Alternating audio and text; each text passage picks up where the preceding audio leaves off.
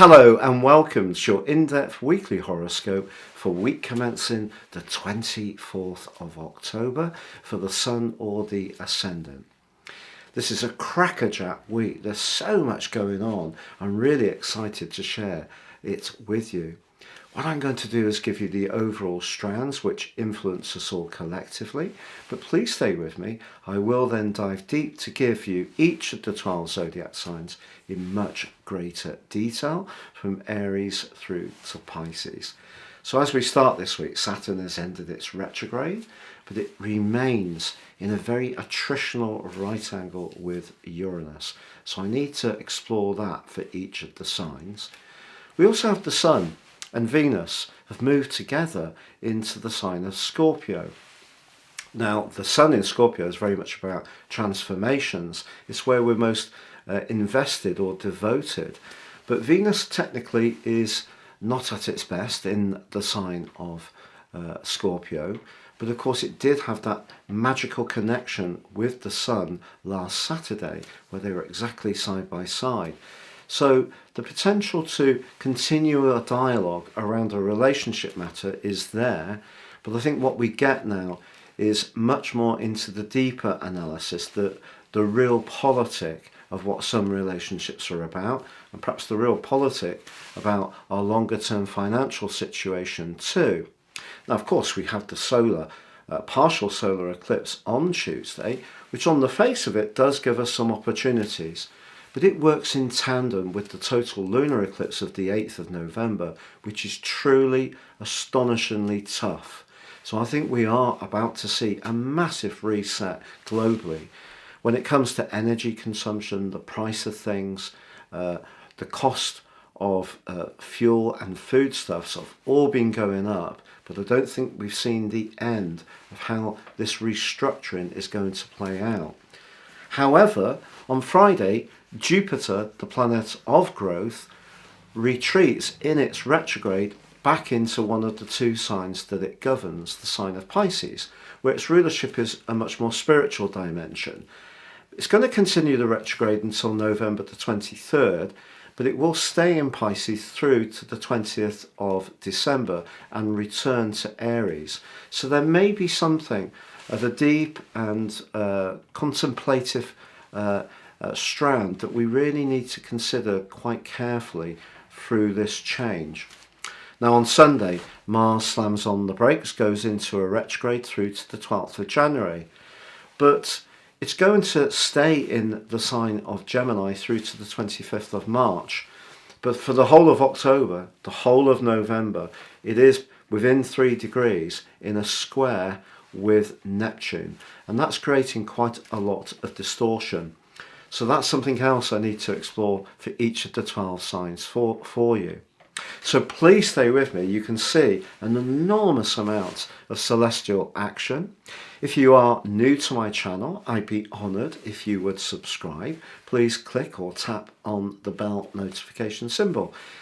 If you would like to understand what year 2023 will hold for you personally, if you give me 3 pieces of your birth data, of time, date and place, I can give you your forecast for next year, but if you order it in 22, you'll get the rest of this year 3.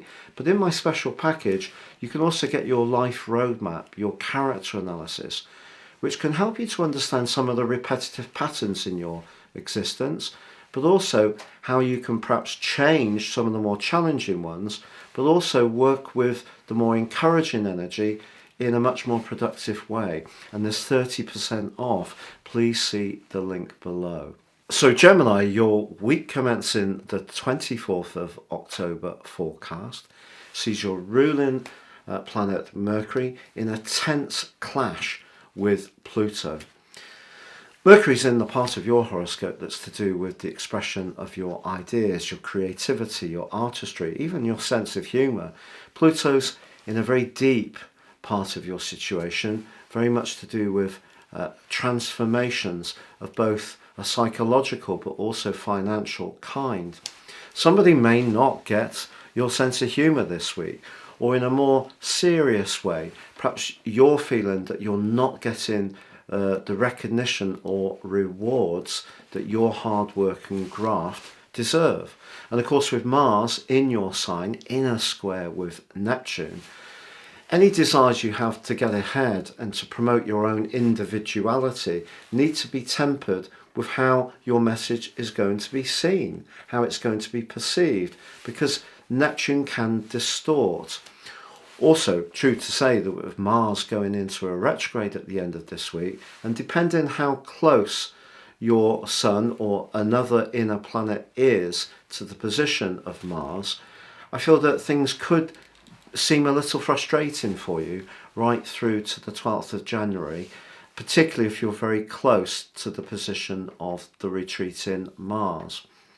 But the Saturn square Uranus link is eased somewhat, perhaps by Saturn ending its retrograde in your ninth house of travel, expansion, amplification, publication. All those areas have really been tempered by Saturn's retrograde since the 4th of June. But of course it is still squaring with Uranus in your 12th house. And what Uranus in the 12th house has done is created quite a lot of inner tension and psychological tension, but particularly if you're someone who does live very much through your mind, which of course a lot of air sign people do, including myself. So what Uranus is asking you to do is to try to bring a more holistic approach to the different strands of your situation, the psychological, emotional, spiritual, and intellectual part of your nature. Your intellect is often your greatest gift. But what could be happening is that because Saturn, despite it now going forwards, being in the ninth house, some people could be challenging some of your approach. And it may come as somewhat of a surprise of why this might be. But I think with Mercury, your ruler, also in that square with Pluto, perhaps people feel things deeply, and the way that they're expressing this to you may be a little difficult to hear, but perhaps they're wanting you to dive a little deeper within yourself. Now also, of course, because of the partial solar eclipse, if there is an opportunity to improve working relationships over the next 6 months, diplomacy could be a big part of achieving this.